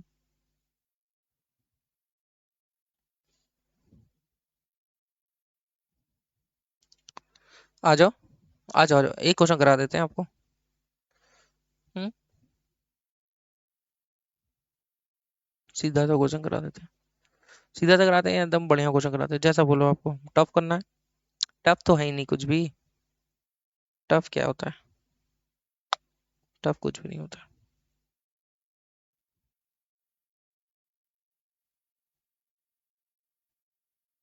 चलो आ जाओ, ये करा देते हैं। 7वां क्वेश्चन करा देते हैं। बहुत ही मस्त क्वेश्चन, मतलब ऐसा क्वेश्चन है ना, आपको एकदम जो है आपका एकदम मजा आ जाएगा ऐसा क्वेश्चन करके आपको। देखो क्या लिखा है। अ हर्ड, हर्ड मतलब मालूम है ना आपको, ग्रुप ऑफ 15, ठीक है, 4 year old cow valued at 5,000 per cow, 500,000 per cow, अच्छा, were held in M dairy farm as at 1 April 2021। अच्छा, यहाँ पे जो है 4 साल, मतलब बोल रहा है कि गाय जो है वो 4 साल की है, वैल्यूड एट 500,000 पर काउ। अच्छा, 500,000 पर काउ, यहाँ थोड़ा कंफ्यूजन हो रहा है। अच्छा वो ठीक है, यहाँ पे सारी फिगर थाउजेंड में है, तो आप 500 मान के चलिए, 500 पर काउ है एज एट 1 अप्रैल को, ठीक है। The following transaction took place on 1 अक्टूबर, 1 अक्टूबर को क्या हुआ। One cow aged 4.5 year was purchase for 520,000, मतलब इसने 520 का 4.5 साल का यानी 4.5 ईयर का एक खरीदा है 520 का। वन काफ वॉज बॉर्न, एक नया जो है काफ बनी बछड़ा जन्म हुआ है। नो काउ वॉज सोल्ड और dispose of during the year, मतलब जो है कुछ भी हमने बेचा नहीं है और ना ही भगवान की दया से सब कुछ ठीक है, कुछ भी ऐसे मतलब ऐसे होता है ना, वो सड़ी गली नहीं है ऐसे कुछ भी, मतलब डिस्पोज ऑफ, मतलब उसको हटाया नहीं है, सब एज इट इज है। The per cow and calf fair value less cost to sell दिया हुआ है, मतलब काउ की और काफ की फेयर वैल्यू दिया हुआ है। हाँ, फिजिकल चेंज ऑफ प्राइस है, देखो 4 साल वाले का दिया हुआ है 1 अप्रैल को, 4 साल का 1 अप्रैल को दिया हुआ है। और न्यू बॉर्न जो बेबी हुई है वो 1 अक्टूबर को इसके वैल्यू दिया हुआ है। 4.5 साल का 1 अक्टूबर दिया हुआ है, न्यू बॉर्न का 31 मार्च का दिया हुआ है क्योंकि अब क्लोजिंग में भी करने हैं। और 31 मार्च का 0.5 का दिया हुआ है, 4 का दिया हुआ है, 4.5 दिया हुआ है, 5 ईयर का दिया हुआ है। ये सारी वैल्यूशन दी हुई है। यू आर रिक्वायर्ड टू, ठीक है, पहला क्या चाहिए इसको, calculate changes in the fair value less cost to sell showing physical change कितना है, प्राइस चेंज कितना है। ठीक है, मतलब फेयर वैल्यू चेंजेस कितना हुई है वो बताइए, फिर उसका प्राइस है ना फिजिकल चेंज कितना हुआ वो बताइए। Calculate carrying cost of heard, last में कितनी वैल्यू आपकी हो रही है वो बताइए, बच रही है एसेट्स की value. Extract of live stock, एक बैलेंस शीट बना दीजिए कि भैया आपकी क्या पोजीशन है। ठीक है, बस सिंपल। तो देखो, जब भी ऐसा क्वेश्चन है ना, आप क्या करो, एक आप ना लाइन ड्रॉ करो। अब आप सॉल्यूशन चालू कर दो। ठीक है, सॉल्यूशन। तो देखो आपको एक लाइन ड्रॉ करना है। ठीक है, आप यहाँ से एक लाइन ड्रॉ करिए। ठीक है, और देखिए क्या क्या होता है आपके साथ। अरे आपके साथ तो कुछ नहीं होगा, आपके साथ क्या होगा, मतलब क्या क्या हुआ है। ये आपका 1 अप्रैल के बारे में है और यहाँ पे 31 मार्च है। ठीक है सर, ठीक है। तो देखो, ये बोल रहा था आपके पास जो ये था ना, 15 15 गाय हैं 4 साल वाली। ठीक है, अब ये क्या बोल रहा है, 500 का था, मतलब 500,000 पर काऊ। अच्छा, ये पर काऊ बोल रहा है, ठीक है। और यहाँ पे हमारे ख्याल से 15 हमारे पास काऊ है 4 साल की। तो देखो यहाँ पे अगर हमने देखा, अगर देखो मैं नंबर ऑफ, मैं यहाँ पे अगर लिखूं नंबर, तो आप समझ जाओगे कि 1 अप्रैल को हमारे पास कितनी थी, 15 काऊ थी। ठीक है, और अगर हम इसकी एज देखें, एज कितनी थी सर इस समय, 4 साल की थी। ठीक है, और इसकी वैल्यूशन कितनी थी सर, वैल्यू कितनी थी सर, 15 साल, सॉरी 500। बहुत मजा आएगा आपको करने में। देखो वैल्यू सर कितनी थी, ये हटा देता हूँ यहाँ पे ना, ये डायरेक्ट लिखता हूँ यहाँ पे। एट द रेट कितना सर, 500 पर काउ। ठीक है सर, 1 अप्रैल को। अब 1 अक्टूबर को यहाँ पे सर, 1 अक्टूबर को क्या हो रहा है आपको ये देखना है, बहुत मजा आएगा। देखो इसने क्या किया है, एक 4.5 साल का 1 काउ परचेज फॉर 520,000। ठीक है, ये सारा हमारा थाउजेंड्स में है। ठीक है बच्चों, तो अभी मैं थाउजेंड्स में ही मान के चल रहा हूँ। इसने क्या किया है, एक 4.5 ईयर का इसने जो है एक काऊ खरीदा है। मैं ऐसे लिखता हूँ, अभी पहले आप देख लो, पहले आप देख लो, फिर मैं नोट करने का टाइम दूंगा आपको। सर आप टाइम नहीं देते, अरे मैं होल्ड करता हूँ ना, आप स्क्रीन उसको रोक के लिख लीजिए। तो देखो इसने क्या किया, एक काऊ खरीदा है। ठीक है, नंबर जो गई एक, और एज कितनी है सर उसकी, सर एज हो गई 4.5 ईयर्स। कितने का खरीदा है सर, एट द रेट इसने खरीदा है सर 520 का खरीदा है। ठीक है सर, ठीक है सॉरी। अब क्या बोल रहे हैं, इसी दिन क्या हुई है, एक काफ जन्म हुई है। Wow, and 1 calf born. एक बात बताओ आप, मैंने आपको क्या बताया था, अगर कोई काफ जन्म होती है तो ये पूरा आपका कहाँ जाएगा सर, इनकम में रिकॉर्ड होगा। असेट्स हुई है ठीक है, लेकिन वो पूरी वैल्यू आपकी इनकम में जाएगी। ठीक है सर, एक काफ आपकी रिकॉग्नाइज हुई है, कितने की सर, वैल्यू तो नहीं पता हमें। अच्छा ठीक है, वैल्यू नहीं पता, चलो। नो काउ हुआ सोल्ड और डिस्पोज ऑफ, कोई काउ बिके नहीं है, माइनस नहीं हुआ है। ठीक है, अब आप एक बात बताओ मैं, अब हमें वैल्यू चाहिए सबकी। जो गाय हमारी 4 साल की है, ये शुरू में थी ना ये 4 साल वाली, ये 15 काऊ तो है हमारे पास यहाँ पे। ये जो है, ये 15 काऊ, ये तो हमारी 31 मार्च को रहेगी ही रहेगी सर, बिल्कुल रहेगी। तो अब आप एक बात बताओ, 31 मार्च को 4 साल वाली जो गाय है, देखो ये 4 साल वाली ओल्ड काऊ 1 अप्रैल को दिया हुआ है 500, तो ये तो हमें मालूम ही है सर 500। ठीक है, 4 साल वाली जो है ओल्ड काऊ, ये देखो दिया है ना 31 मार्च को, कितने की वैल्यू है सर, 516। तो क्या सर हम 516 से वैल्यू करेंगे, बताओ बताओ बताओ सर। नहीं, अरे सर 4 साल वाली को तो 4 साल वाले से ही करेंगे ना बच्चों। 4 साल तो 1 अप्रैल को थी ना, 1 अप्रैल को वो गाय 4 साल की थी, तो 31 मार्च को वो गाय कितने की होगी, 31 मार्च को सर वो गाय हो जाएगी आपकी, 15 गाय आपकी हो जाएगी सर कितने की, 5 साल की। ये आपकी कितनी साल की हो जाएगी सर, 5 साल की एज हो जाएगी। तो सर 5 साल से वैल्यू करना होगा बिल्कुल। अरे अगर आप मान लो अभी आप जो है कितने 22-23 साल के हो, छोटे बच्चे से लड़ोगे क्या, नहीं ना। सर नहीं, हम उन्हीं को मारेंगे, हरी नहीं ऐसा मत करो, अपने लेवल वाले तो 15 साल, मतलब 5 साल वालों से करोगे ना, तो 5 साल वाले की वैल्यू कितनी है सर, 560। तो सर इसकी वैल्यू कितनी से होगी सर, 560 से होगी, होगी ना बच्चों। 560 से ही होगी ना, फिजिकल चेंज प्राइस चेंज। तो सर ये जो साढ़े, अब ये 4 साल वाली कितनी है, अगर इन्हीं का देखा जाए कि 31 मार्च को 4 साल, अगर ये 4 साल वाले की वैल्यू, मतलब सेम अगर प्राइस देखा जाए कि केवल जो है प्राइस चेंज से कितना हुआ है, फिजिकल चेंज छोड़ देते, 4 साल वाली की वैल्यू कितनी है 31 मार्च को, तो देखो 4 साल वाली की वैल्यू है 516।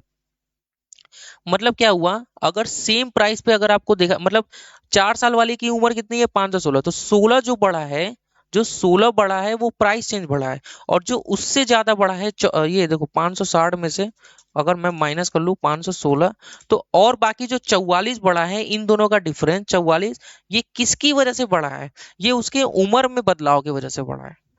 अभी मैं आपको कराऊंगा, मैं आपको सब कराऊंगा बच्चों। ठीक है, दूसरा, अब आप आ जाओ, सबसे पहले ये जो इसने एक काफ यहाँ पे खरीदा है, सॉरी काफ खरीदा है, काऊ खरीदा है, एक यहाँ पे खरीदा था ना, 4.5 साल की थी, अब ये भी चल के आई होगी यहाँ पे, 6 महीना में। तो ये भी सर 6 महीना प्लस हो गई होगी, यानी ये अब कितनी हो गई सर, ये भी अब 5 साल की हो गई सर। 5 साल वाली की कितनी है सर, 5 साल वाली की तो हमारी दी हुई है सर 560 है सर। सर हमें तो प्राइस चेंज और फिजिकल चेंज दोनों है, तो अगर 4.5 साल वाले की भी देखना है सर कितनी है 31 मार्च को, देखो 5 साल वाला तो हमने लिख लिया, 4.5 साल 31 मार्च कितना है सर 540, यानी 520 से 540 प्राइस चेंज बस हुआ है। बाकी जो आपका कितना, बाकी आपका 20 और चेंज हुआ है ना, यहां से यहां आपका कितना है 20, ये आपका उम्र में चेंजेस की वजह से प्राइस बढ़ी है। चलो अच्छी बात है। अब आते हैं सर, एक काफ हमारी बॉर्न हुई है, वाह छोटी छोटी काफ बेचारी। न्यू काफ कब बॉर्न हुई है सर, 1 अक्टूबर को। तो 1 अक्टूबर को जब ये काफ जन्म ली है तो इस समय वैल्यू कितनी है सर, 400। सर ये 400 एक काफ की वैल्यू है, और ये अब आएगी 31 मार्च को, तो ये भी तो आधे साल की हो जाएगी सर। बिल्कुल। अरे क्या बात कर रहे हैं सर, 6 महीने बड़ी होगी ना ये भी तो 6 महीने पॉजिटिव, पॉजिटिव मैं बोल रहा हूँ, 6 महीने प्लस होगी। तो 6 महीने वाली की देखो 0.5 31 मार्च का ये भी दिया हुआ है सर, कितना है 440 है। 400 से कितना हो गया 440 हो गया। तो यहाँ पे तो आप सीधा ये 400 मल्टीप्लाई बाई 1, ये तो पूरा आपका मैंने आपको बताया था पीएनएल में चला जाएगा, इनकम पार्ट हो जाएगा ये। और यहाँ 400 से 440 हो जा रहा है ये, मतलब आधे साल की जो है वो अब 440 में बिक रही है। तो मैंने आपको बताया था बच्चों, जब आपकी कोई काफ जन्म होती है उसमें आप प्राइस चेंज और फिजिकल चेंज नहीं निकालोगे। क्यों सर क्यों, बस टोटल चेंजेस आप देखोगे 40 का, वो पीएनएल में इनकम स्टेटमेंट में डालोगे। सर मैंने ऐसा इसलिए बताया था क्योंकि बच्चों, जब आप सॉरी, अभी आप देखो सुनो बस, जब आपकी वो जन्म हुई थी तो क्या उस दिन उसका फिजिकल चेंज और प्राइस चेंज कुछ था, नहीं था। उस दिन तो वो जन्म हुई ना, उस वो आपने बस उसको रिकॉर्ड किया असेट्स में, कि वो पूरी मतलब कहने का क्या है, सॉरी, मतलब आपने पूरा पैसा पीएनएल में ट्रांसफर कर दिया जब वो जन्म हुई, पूरा आपने इनकम में डाल दिया। तो जब जन्म हो गई, बीच में आपकी जो लास्ट में अब क्लोजिंग के समय वो वैल्यू, रिकॉर्ड तो क्लोजिंग के समय ही हो रही है, समझ रहे हैं आप। तो फिर जब आपकी काफ जन्म होती है तो उसमें फिजिकल और प्राइसेस नहीं देखते, क्योंकि पहले भी पूरा पीनल में जा चुका है, इसलिए अभी भी जो है पूरा पीनल में जाएगा। अब जो चेंजेस होगा सर वो हमारी देखी जाएगी ड्यूरिंग द ईयर। अगर जन्म ली तो उसके बाद से क्लोजिंग पे फिजिकल प्राइसेस नहीं देखेंगे, बाद में फिजिकल प्राइसेस देखेंगे, क्योंकि अब सर जो है वो बुक्स में एज ऑन डेट ओपनिंग से रह रही है, और उसका शुरू में जो वैल्यूशन हुआ है वो पूरा ओपनिंग में नहीं जाएगा, पूरा पीनल में नहीं जाएगा। चलो आ जाओ, समझ में आ गया, मजा आया ये। तो देखो सबसे पहले क्या बोल रहा है ये, change in the fair value price and physical change. तो सबसे पहले आ जाओ, हम लोग 15 काउ का निकालते हैं, ठीक है। सबसे पहले हम लोग 18 डालते हैं, ठीक है। Calculation of physical and price change. एक बार बताओ, आपको यहाँ सेलिंग एक्सपेंस कहीं दिया है क्या, सेलिंग एक्सपेंस नहीं दिया, तो हम लोग मान के चलेंगे कि सेलिंग एक्सपेंस 0 है। Physical and price change at the end of the year. तो आ जाओ बच्चों, हम लोग कैलकुलेट करना चालू करते हैं। तो देखो सर, ओपनिंग में कितनी थी, सर ओपनिंग में थी 15 मल्टीप्लाई बाई 500, तो सर ये हो जाएगा 7500, ठीक है। अब ये सर कितनी हो गई 560 हो गई। सर क्लोजिंग में कितनी हो गई 15, 15 का हुआ सर कितने की सर 560 की हो गई सर, ये 560 मल्टीप्लाई बाई 15, सर ये 8400 हो गया। तो सर ये कितना हो गया, सर आपका टोटल चेंज कितना हुआ सर, 8400 माइनस 7500, सर आपका 900। अब इसमें से अगर हम देखें कि सर प्राइस चेंज कितनी है, प्राइस चेंज और फिजिकल चेंज,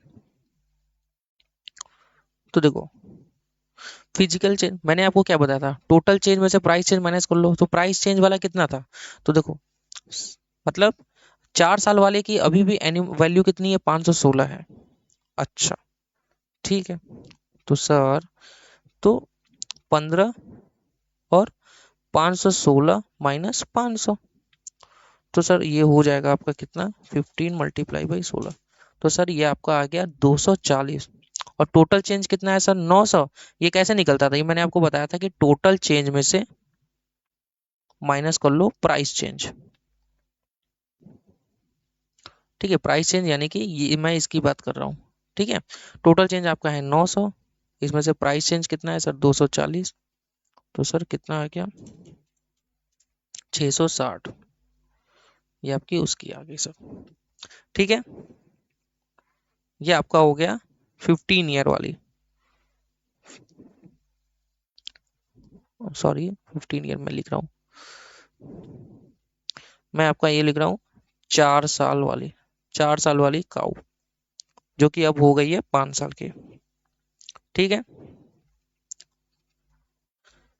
पहला। दूसरा, सर सर 4.5 साल वाली काऊ, वैल्यू एट 30 सितंबर। 30 सितंबर कितनी थी एक काऊ की वैल्यू, उसने खरीदा था 520 का खरीदा था, 4.5 साल।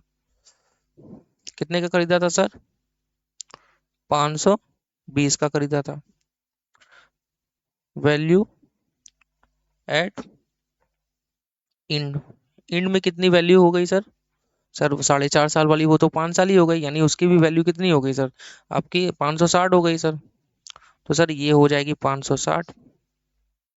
सर चेंजेस कितना हो गया सर, 560 में से माइनस कर लेते हैं 520, सर 40 का चेंज हुआ सर। अब 40 के चेंज में मैंने आपको बताया कि टू प्राइस चेंज और फिजिकल चेंज निकालेंगे सर। सर प्राइस चेंज कितना हुआ है और फिजिकल चेंज कितना हुआ है, तो सर प्राइस चेंज कैसे निकालेंगे, मैंने बोला कि 4.5 साल वाली अभी भी कितनी है 31 मार्च को, देखो कितनी है 440 है,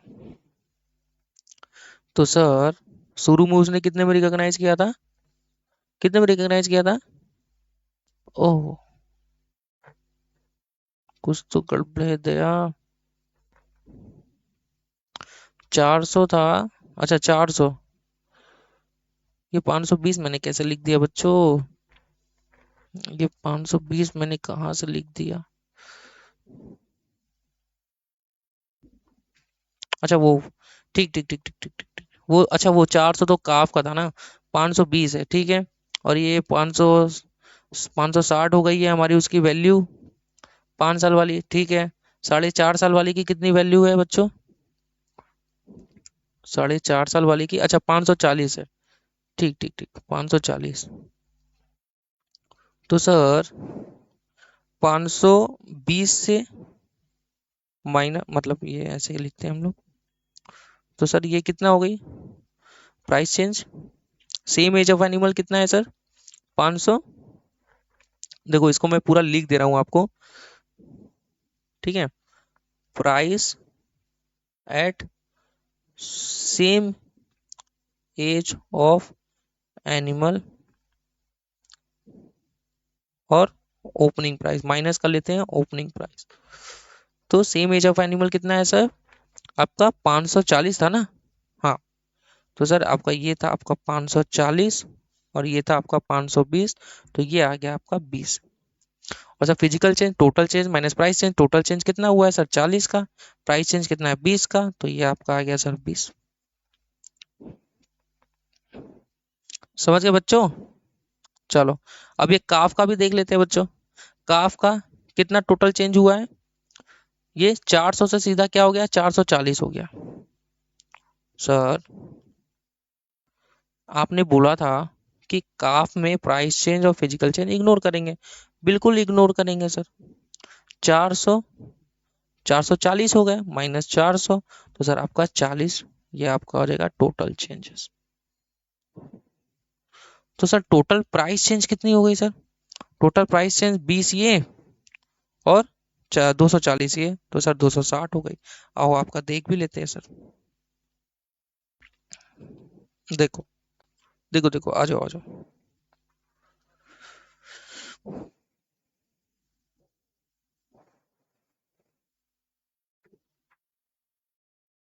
ये काफ का भी ले रहा है, लेकिन ऐसा लिखा हुआ है कि इसको इग्नोर करोगे। तो अगर मैं, अगर चलो आओ मैं अगर अगर आपको करा भी देता हूँ तो आप देख लो, ठीक है?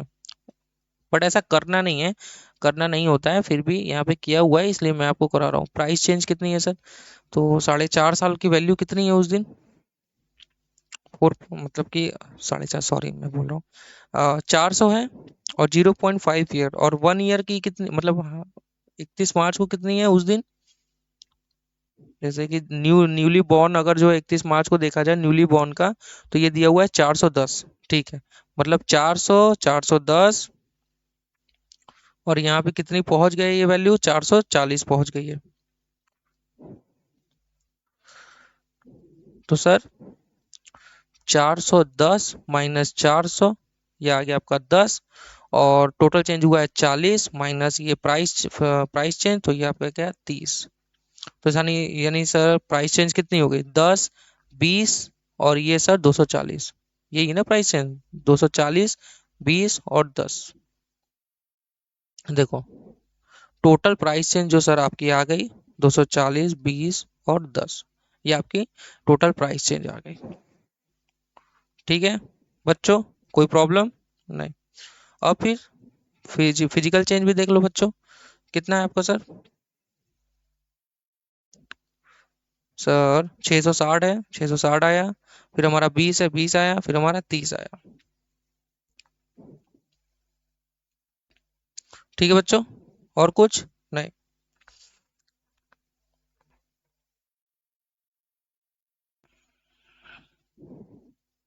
ठीक है, ये जो 400 आपका यहाँ पे आपको लग रहा है कि ये 400 भी जो इसने जोड़ा हुआ है, ये आपका पूरा ये पीनल में तो जाएगा ही। तो अगर आप यहाँ नहीं भी दिखाओगे तो कोई दिक्कत नहीं है, ये फिजिकल चेंज दिखाना था, ये यहाँ पे नहीं दिखाना था। ये तो गेन और इनिशियल रिकॉग्निशन है, क्योंकि मैंने आपको बताया जब भी आपकी काफ जन्म हुई वो पूरा आपका पीएनएल में जाएगा, तो ये यहाँ पे नहीं जाना चाहिए था, यहाँ पे गया है, कोई दिक्कत नहीं है उसमें। अब क्या क्वेश्चन पूछा है? Carrying amount, carrying cost of the herd. आ जाओ कैरिंग कॉस्ट भी निकाल लेते हैं सर। कैरिंग कॉस्ट कितनी हो गई बच्चों? तो देखो, दूसरा आंसर हम लोग लिखने अगर चाहेंगे कि carrying value of the herd, मतलब आपकी वैल्यू कितनी है एज ऑन 31 मार्च 22 को। सर आपकी जो 4 साल मतलब 5 साल वाली कितनी है आपकी? 5 साल वाली, अब देखो एक 4.5 साल वाली थी, वो भी 5 साल की हो गई। तो सर देखो, ये आपके 8400 रुपये ये, और इसने एक ही खरीदा था, तो 560 ये, 8400, 560, तो 5 साल का तो ये हो गया सर आपका 8400 ये प्लस 560 ये कौन सा था? ये जो खरीदा था, एडिशन हुआ है ड्यूरिंग द ईयर में, ठीक है? और ये क्या है? हमारी ओपनिंग है, ठीक है? और एक हमारी जो है एक काफ भी है ना, नहीं वो तो 5 साल में नहीं आएगी, तो इसको अभी हटा लेते हैं बच्चों। तो ये कितना हो गया? 5 और 9, तो 8960 ये हो गया 5 साल वाली। और 0.5 ईयर की जो हमारी काफ एक है, वो 400 कितने की थी? 460 की थी ना? 440 की है, तो 440 की ये भी हो गई सर। तो सर टोटल हमारे पास कितने की है? तो सर 8960 प्लस 440, सर 9400 की है सर। सॉरी। तो देखो बच्चों, ये है ना बच्चों 9400। और दूसरा सर हमारे पास अब बैलेंस शीट में क्या क्या जाएगा? बैलेंस शीट में बस यही, और कुछ ज़्यादा कुछ नहीं। आपका जितने भी एनिमल है बस यही सारी चीज़ें आपकी जाएंगी, और कुछ नहीं जाएगा। देखो, ये लाइव स्टॉक ऐसे बनाया हुआ है, कुछ ऐसा करना नहीं है आपको। आपको यहाँ पे जो है 7500 ये आपने खरीदा है, 500 ये फिजिकल चेंज और प्राइस चेंज उसमें ऐड ऑन करते करते वो उसको लेके गया है, ज़्यादा इसमें कुछ करना नहीं है। ठीक है बच्चों? ये ऐसे शो करने के लिए बस आप एज ऑन पोजीशन अगर आप देखोगे तो वो तो वैल्यू हमारी जो है कितनी जो जो असेट्स में जाएगा वो असेट्स में, और जो इनकम में जाएगा इनकम में। इनकम में क्या क्या गया है, जो जितने भी सारे चेंजेस है वो सब ऐड ही होंगे। जैसे देखो ये तो 7500 रुपये हमारी वैल्यू थी, 520 ये टोटल चेंजेस यहाँ पे लिख दोगे, प्लस माइनस कर लोगे, 9400 ही आना चाहिए और कुछ नहीं। ठीक है बच्चों, तो क्या लगता है आपको ब्रेक चाहिए क्या? जैसा आप बोलो। चलो आ जाओ, ब्रेक की बात करते हैं, ठीक है। अब अब देखो, ये क्वेश्चन तो आप कर ही सकते हो ना। चलो आप ऐसा करो कि ये क्वेश्चन आप करो, अभी करो, अभी अभी मैं बता रहा हूँ कौन सा। एकदम अच्छे अच्छे क्वेश्चन दिए हैं मैंने, कोई रिपीटेटिव क्वेश्चन नहीं दिए हैं कि आपको रिपीट करना पड़े।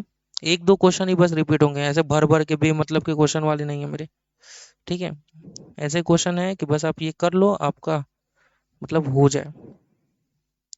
ये आप कर सकते हो अभी। क्वेश्चन नंबर 8, 9 10 तो हो गया।